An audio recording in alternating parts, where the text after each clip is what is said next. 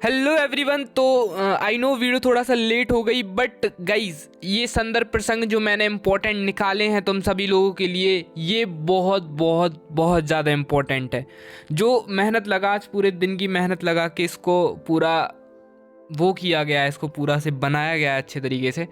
Then अब तुम्हारे लिए जो हिंदी का मेन टास्क था ना, जो हमारे लिए सबसे डिफ़िकल्ट हो रहा था कि भैया हिंदी के संदर्भ प्रसंग, हिंदी के संदर्भ प्रसंग, तो फाइनली बहुत सही एंड एक भी नंबर नहीं कटने वाला। इतनी बेस्ट लैंग्वेज के साथ तुम्हें हिंदी के संदर्भ प्रसंग बताए जाएंगे, दैट फोड़ दोगे तुम लोग बहुत तगड़े तरीके से। ठीक है, तो सबसे पहले अपन यहीं से स्टार्ट कर लेते हैं। देखो, छोटे कद और दुबले शरीर वाले भक्तिन देखो, पहला हमें यहाँ से एक चीज़ पता चलती है कि ये भक्तिन वाले चैप्टर से यहाँ पे एक वो आया है, हमारे पास संदर्भ आया है। ठीक है, ओके।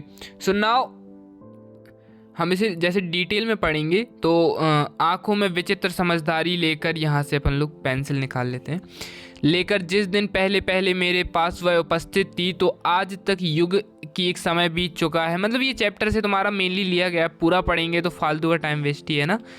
ओके, सो संदर्भ का मीनिंग तो तुम्हें पता ही होगा ना। संदर्भ में हमें ये बताना है कि प्रस्तुत गद्यांश, ठीक है, प्रस्तुत ये लाइन सबसे मेन है। ठीक है, संदर्भ वाली लाइन तुम्हारे पूरे संदर्भ प्रसंग को 4 चांद लगाएगी। वो क्यों? क्योंकि ये प्रसंग और व्याख्या ये कहीं ना कहीं तुम्हें अपने सेंस ऑफ ह्यूमर से लिखनी, सेंस ऑफ माइंड से लिखनी पड़ती, इसके लिए तुम्हें रटना नहीं पड़ता। ठीक है, लेकिन संदर्भ को रटना पड़ता है।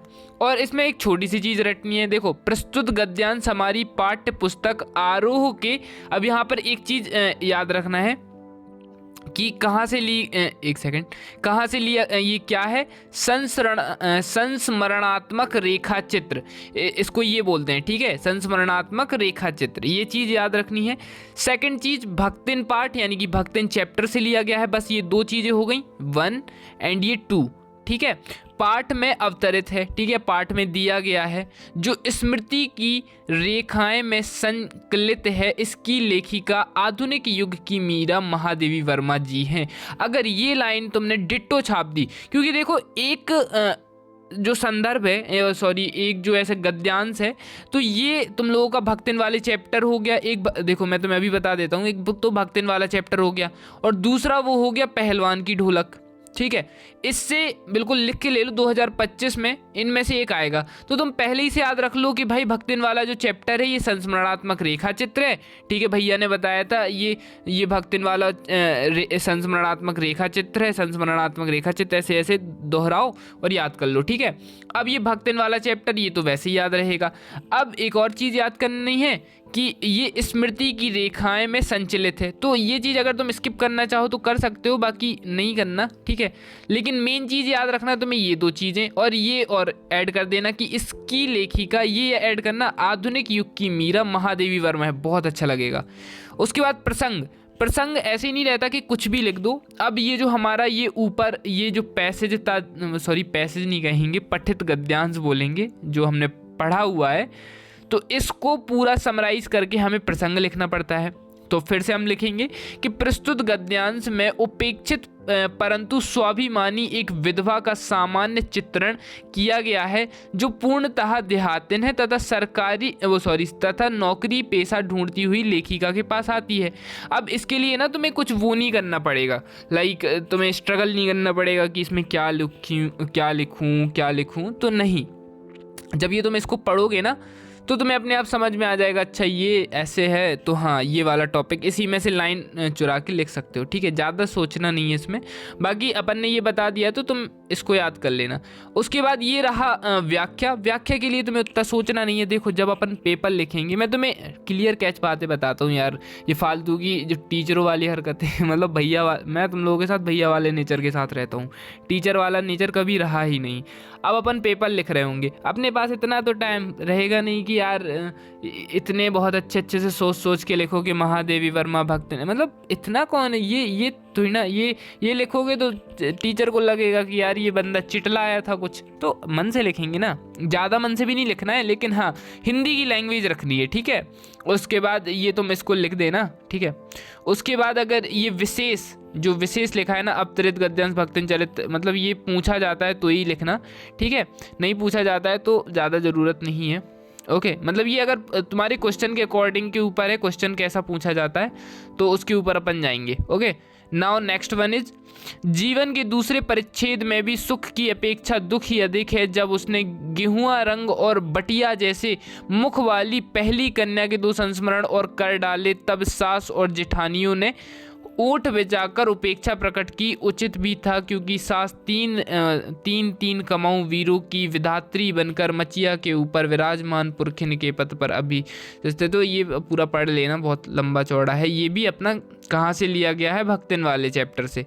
ठीक है, ये देख लेना कि अगर जेठानी ठानी करके कुछ भी आया, मतलब थोड़ा सा कंफ्यूज हो जाएंगे, क्योंकि यार ये जेठानी, ये उम्मीदवार, बहू, ये कुछ कीवर्ड्स हैं। जैसे जेठानी हो गया, ठीक है, अगर ऐसे कोई जेठानी करके तुम्हें पैसेज में वर्ड मिल गया, लड़कियां करके मिल गया, छोटी बहू करके मिल गया, ठीक है, ये कुछ कंडे पाथती, गोबर उठाती, ऐसे ऐसे तुम्हें वर्ड्स मिल गए तो समझ जाना ये भक्तिन से लिया गया है। संदर्भ वही लिखना है, सेम टू सेम। ठीक है, संदर्भ तो तुम इसको स्क्रीनशॉट लेके रख लो सबसे पहले इस संदर्भ को, कि भैया हमें ये वाला संदर्भ लिखना है कि प्रस्तुत गद्यांश, पद्यांश नहीं लिख देना है यहाँ पर। ठीक है पद्यांश गलती हो जाती है। तुम क्या, मैं गलती कर देता था। ठीक है, जल्दी में। हमारी पाठ्य पुस्तक आरोह से, ये भी याद रखना, गद्यांश याद रखना, छोटी छोटी चीज़ें हैं यार, क्योंकि हमें कहाँ जाना है पता है ना, 90% प्लस, तो उसके लिए बहुत सी चीज़ों को ध्यान रखना पड़ता है गाइस। ओके सो अब यहाँ पर प्रसंग में क्या है कि प्रस्तुत गद्यांश में सुख की अपेक्षा दुख का वर्णन किया गया है। जहाँ पे भी इनकी जेठानियों से रिलेटेड कुछ आए तो मतलब उनको दुख मिला है, सब मिला है, तो यहाँ पर तुम एक लाइन याद रख लो, प्रस्तुत गद्यांश सुख की अपेक्षा दुख का वर्णन किया गया है, सुख की अपेक्षा दुख का वर्णन किया गया है। ठीक है, उसके बाद व्याख्या कर देना कि भक्तन ने अपने वो इसी से मिल जाएगा। इसकी ना जो व्याख्या लिखनी पड़ती है ना, ये जो गद्यांश वगैरह की, इसकी इजी रहती है, मतलब जो वो पोयम वाले रहते हैं उसमें थोड़ा सा टफ रहता है, बाकी इसका इजी रहता है। फिर से भक्तिन वाला आ गया। भक्तिन के जितने भी तुम्हारे गद्यांश आ सकते हैं ना, वो इस वीडियो में कवर अप हैं, तो डोंट वरी गाइस, इस वीडियो को देख के तुम अपनी गद्यांश कंप्लीट कर लो। और रही बात अगर तुम्हें पूरा सिलेबस, और यार किस ने अभी तक क्रैश कोर्स परचेस नहीं किया, बहुत सारे स्टूडेंट्स अभी भी सोच रहे हैं कि भैया क्रैश कोर्स लें, तो मैं लिख के देता हूँ 2025 का पेपर क्रैश कोर्स से छपा का छपा मिलने वाला है, बिल्कुल ओरिजिनल। ठीक है, तुम लोग जो लास्ट में रियल पेपर के पीछे भागते हो ना, ये रियल लीक पेपर है, अभी लिख के देता हूँ। और इतना कॉन्फिडेंस आया कहाँ से भैया आप में, आप ऐसा क्यों कह रहे हो? जिनने क्रैश कोर्स ले लिया वो तुम्हें खुद बता देंगे, मतलब जिन्हें तुम जानते होगे। ठीक है, नेक्स्ट चीज, इस क्रैश कोर्स को तुम लोगों ने देखा होगा कि भैया ने कब निकाला था। जिसने सबसे पहले क्रैश कोर्स खरीदा होगा, ये तुम्हारे अर्धवार्षिक के एग्जाम के टाइम आई थिंक निकला था। सो जो उससे पहले ना तो यूट्यूब पे वीडियो आई, चेक कर सकते हो, अभी भी चेक कर सकते हो यार, ना तो यूट्यूब पे वीडियो आई ना कुछ आया। और तुम्हें ये भी पता है, कभी अभी के टाइम पे आज से 4, 5, 6 दिन या जितने भी पीछे दिन हो गए अभी तक, अब जैसे अभी से कुछ दिन पहले हमने एक भी बार बोला कि वीडियो को लाइक करो या चैनल को सब्सक्राइब करो, बोला ऐसा कुछ? नहीं बोला ना। तो बस ये इंटेंशन नहीं है ना हमारा सब्सक्राइब, हम तो कहते हैं कि भाई नहीं करो सब्सक्राइब, नहीं करो वीडियो लाइक, बस कमेंट में ये, बस कमेंट से कुछ नहीं होगा, कमेंट में बस ये बता देना कि तुम्हें कहाँ चीज़ें समझ में नहीं आ रही, कहाँ टॉपिक नहीं मिल रहा। ठीक है, और बस ना तुम्हें लाइक करना है, तुम्हें सब्सक्राइब, तुम्हें बस पढ़ना है। मैं ये नहीं चाह रहा हूँ मेरे इससे बहुत ज़्यादा बच्चे कनेक्ट हो, लेकिन जितने हैं ना उनको टॉपर बनाना है। ये मेरा लास्ट साल है और ये मुझे द बेस्ट करके निकालना है। ठीक है, और वो निकाल सकते हैं सिर्फ क्रैश कोर्स से। क्रैश कोर्स से ऊपर एक भी क्वेश्चन नहीं आने वाला गाइस, बिलीव मी। ठीक है, 99 रुपए में ऑल सब्जेक्ट, तुम्हारे हिंदी, इंग्लिश, आर्ट के सारे सब्जेक्ट, ठीक है, तुम्हारे मैथ्स के, तुम्हारे बायो के सारे सब्जेक्ट, उससे ऊपर कुछ नहीं आने वाला है। सो ये नंबर है तुम्हारे स्क्रीन के ऊपर, जाओ और जाकर लो, उससे ऊपर कुछ भी नहीं है क्रैश कोर्स से ऊपर। 2025 का जो पेपर आने वाला है वो क्रैश कोर्स से आने वाला है। ये जो तुम लोग कह रहे हो ना भैया प्रूफ, यार पहला पेपर हो जाएगा अगर वो बिगड़ा ना तुम्हारा, कसम से बता रहा हूँ, वहीं आके पीटूंगा तुम्हें कि यार भैया इतने उससे कह रहे। तुम लोग अभी ये मेंटलिटी मत लाओ कि भैया पैसे खर्च हो रहे। 99 रुपये ऑल सब्जेक्ट हैं, 20 रुपये का एक सब्जेक्ट का कोर्स है उस हिसाब से। तो प्लीज़ यार गाइज थोड़ा सोचो। ठीक है, थोड़ा सा सोचो, थोड़ा सा दिमाग लगाओ कि क्या फ़ायदा है भैया को, क्योंकि यूट्यूब छोड़ के जा रहे कुछ व्हाटएवर, बस कोर्स ले लो तुम, ठीक है। ओके, फिर दिखेंगे भी नहीं भैया यार तुम्हें, क्या बात करते हो तुम लोग यार, ठीक है। नेक्स्ट वन इज उनका आशय था कि उनकी पत्नी की महिमा है, उस महिमा का क्या कायल हूँ, आदि काल में इस विषय में पति से पत्नी की क्या प्रमुखता प्रमाणित है। तो ये वाला जो गद्यांश है ये बाजार दर्शन से लिया गया है। अब इसमें तुम्हें ना कुछ चीज़ें देखने हैं, जैसे फिजूल के खर्चे अगर कुछ आ गया, पैसा पावर है, ऐसे कुछ करके आ गया है ना। देखो 2022 में आया था, जैसे देखो यहाँ लिखा है पैसा पावर है, कुछ ये चीज़ें हो गई। उसके बाद बेफिजूल सामान, ये कुछ कीवर्ड्स हो गए, ठीक है। ये पैसा बोलता नहीं, तो समझ जाना पैसे रिलेटेड या फिजूल खर्ची रिलेटेड कुछ भी आ गया, समझ जाना प्रस्तुत लिख देना है तुम्हें बिना सोचे समझे। प्रस्तुत गद्यांश हमारी पाठ्य पुस्तक आरोह। अब ये समझना कि ये जो है ना, क्या बोलते हैं कि बाजार दर्शन, बाजार कितना बड़ा होता है, ठीक है। बाजार जैसे बहुत बड़ा होता है तो बहुत बड़ा क्या निबंध भी होता है, तो इससे याद रख लेना, बाजार बहुत बड़ा होता है, बहुत बड़ा निबंध भी होता है, तो बाजार दर्शन क्या है, निबंध है, ठीक है, से अवतरित है। इसके लेखक जैनेंद्र कुमार हैं। अब याद रख लेना, इससे याद रखना कि जो बाजार है ना, बाजार में सबसे ज़्यादा जो जैन लोग हैं, ठीक है, उनकी दुकानें बहुत ज़्यादा है, जो जैन लोग हैं ना उनकी दुकानें बहुत ज़्यादा हैं, ऐसे याद रख लेना, ठीक है। ये निमोनिक्स हैं, थोड़ा ट्रिक्स आओ यार, जब टॉपर सॉल्यूशन के यहाँ तुम पढ़ाई करने आए हो तो ऐसी थोड़ी ना रटवाएंगे, थोड़ी ना निमोनिक्स से करेंगे चीज़ें। याद रखना कैसा, अगर फिजूल बेफिजूल पैसा पावर है, ऐसी कोई चीज़ें आ रही हैं, समझ जाना हमारा किससे रिलेटेड है, ये बाजार दर्शन से। बाजार कैसा होता है, बाजार बड़ा होता है, बड़ा निबंध भी होता है हमारा, ठीक है। अब बाजार में सबसे ज़्यादा दुकानें किन की हैं, तो जैन लोगों की हैं। सिंपल, कुछ डिफ़िकल्ट था? अगर अब तुम इसे रटते, निबंध बाजार दर्शन जैनेंद्र कुमार बाजार दर्शन, नहीं होता, भूल जाते तुम, पैनिक हो जाते लास्ट टाइम पे। अब तुम कभी नहीं भूलोगे, तुम भूलना चाहोगे भी तो नहीं भूल पाओगे, ये भैया की गारंटी है, ठीक है।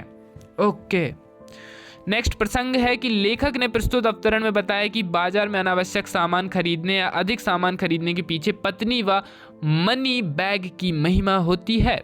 तो तुम इसको पढ़ लेना, वीडियो पॉज करके पढ़ लिया करो ये, ठीक है, ऐसे निकाल नहीं दिया करो जैसे मैं निकाल लेता हूँ। वीडियो को पॉज करो, इसको पढ़ो, देन इसका प्रसंग बनाने का ट्राई करो, क्योंकि संदर्भ प्रसंग गेम चेंजर होने वाले हैं। हाँ, निबंध और पत्र में तुम्हें फ्री के नंबर मिलने वाले हैं, लिख के ले लो, निबंध और पत्र में फ्री के नंबर मिलने वाले हैं। रही बात लेखक परिचय कवि परिचय, तो वो क्रैश कोर्स में तुम्हें बता दिया है, तो उसके अलावा तुम्हें ये वीडियो भी बनाने का कोई वो वैसा इंटेंशन नहीं है अगर तुमने क्रैश कोर्स ले लिया है ना। लो, अब ये भी बोल दिया ठीक है। चलो नेक्स्ट वन इज कि लेखक ये व्याख्या करना है, लंबी चौड़ी व्याख्या है, तो वीडियो पॉज करके पढ़ो। अब मैं तुम्हारा टाइम वेस्ट नहीं करना चाहता कि 1 घंटे की वीडियो बना दूँ। ओके, नेक्स्ट है, मैं तुम्हें कुछ ट्रिक्स सिखाना चाहता हूँ कि ये जो वीडियो है ना, तुम ये तुम्हारे माइंड में बस जाए। अब तुम्हें याद आ गया ना, भक्तिन का भी समझ में आ गया, भक्तिन की जो लेखिका है वो भी तुम्हें समझ में आ गई, ठीक है। उनको आधुनिक युग की मीरा कहा जाता था, नाम क्या था कमेंट में लिखो, ठीक है। महादेवी वर्मा, ये थोड़ी ना लिखोगे, इजी पूछ लिया यार मैंने ठीक है। 4th वाला देखेंगे, उस पर जादू की जकड़। अब जादू बाजार दर्शन है ना, फिर से आ गया। अब ये तुम्हें समझ में आ गया। अब थोड़ा और कीवर्ड देखेंगे, देखो बाजार आ गया तो बाजार दर्शन से है। संदर्भ वही सेम लिखना। अब चलो बताओ संदर्भ में क्या है। प्रस्तुत गद्यांश हमारी कहाँ से पाठ्य पुस्तक से लिया गया है, आरोह से लिया गया है। इसके जो मतलब ये किससे लिया गया है बताओ, बाजार दर्शन से लिया गया है, ठीक है। यहाँ पे लिखेंगे अपन लोग बाजार दर्शन। अब जो बाजार है, बाजार कैसा होता है, बड़ा होता है। बड़ा तो हमारा निबंध भी होता है सर, हाँ तो ये निबंध भी आ गया। अब बाजार में लोग कौन से रहते हैं, मतलब बाजार में किन की दुकानें सबसे ज़्यादा है, तो जैन लोगों की, तो Jainendra Kumar. Easy PG. Okay, now प्रसंग लिखेंगे तो तुम सबसे पहले तो इसको पढ़ो, ठीक है। अब इसके बाद तुम लोग इस प्रसंग को पढ़ो, उसके बाद इस व्याख्या को पढ़ लेना, ठीक है। ये इजी चीज़ें हैं। और ये बोलोगे भैया इसको क्यों नहीं पढ़ा रहे हो, इसको तुम्हें पढ़ना है, ठीक है। और छोड़ नहीं देना, क्योंकि ऐसे ये प्रसंग में मतलब ये गद्यांश पद्यांश बहुत उससे उठाकर लाया हूँ, बहुत मेहनत से, ठीक है। तो एफर्ट्स डालना है, ठीक है। चलो इसके बाद नेक्स्ट है, उन लोगों के दो नाम इंद्र सेना मेंढक मंडली, या ये तो अब समझ में आ गया, मेंढक मंडली, ठीक है। ये चीज़ मतलब ये टोली, ठीक है। बोल गंगा मैया की जय, समझ में आ गया कहाँ से है। प्रस्तुत गद्यांश हमारी पाठ्य पुस्तक आरोह 2 के प्रसिद्ध संस्मरण, ठीक है। काले मेघा पानी दे, ठीक है, काले मेघा पानी दे, ठीक है। अब इसको याद कैसे करना है वो चीज़ भी ट्रिक्स बताएं। अब इसका जो न्यूमोनिक बनाया ना यार, इसका थोड़ा सा अजीब सा न्यूमोनिक है, तुम्हें अजीब सा लगेगा लेकिन याद हो जाएगा। अब इसमें क्या है ना कि जो काले मेघा पानी दे, अब ये बोल रहा है, मतलब ये उस लड़की को बोल रहा है काली, मतलब जो मेघा है वो काली है, ठीक है। तो वो कह रहा है काली मेघा पानी दे, ठीक है। तो ये हो गया अपना वो उसका नाम, ठीक है, चैप्टर का नाम। अब ये क्या है कि जो क्यों मांग रहे हैं पानी, क्योंकि संस्मरण, कोई ऐसे मर गया था तो उसके जब वो आते हैं तो उसमें वो घर के बाहर पानी मंगा रही कि भाई मेघा पानी दे दो, ठीक है। अब ये जो चीज़ें हैं ना, जैसे पानी वो कोई ख़त्म हो गया उससे पहले पानी दिया जाता है, मतलब बाहर से ही नहाया जाता है, ये धर्म की चीज़, मतलब ये धर्मवीर है, ठीक है, धर्म की चीज़ें, तो ये उससे रिलेट कर लेना, ऐसे निमोनिक बना लो, ठीक है। ओके, सो नाउ इसके बाद अपन लोग आ जाते हैं, इसको सीरियस नहीं लेना, इसको लाइक ऐसे लेना कि हम याद कर रहे हैं किसी तरीके से, किसी चीज़ से, ठीक है। तो ऐसे याद कर सकते हैं हम लोग। Okay, so now we with यहाँ पर आ जाते हैं प्रसंग पर।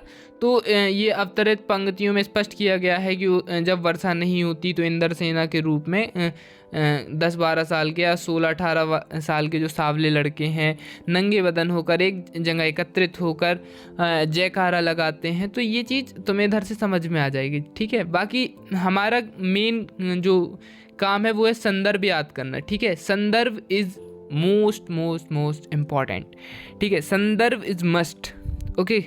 इसको एब्डिकेट नहीं कर सकते, इसको अबैंडन नहीं कर सकते, ओके।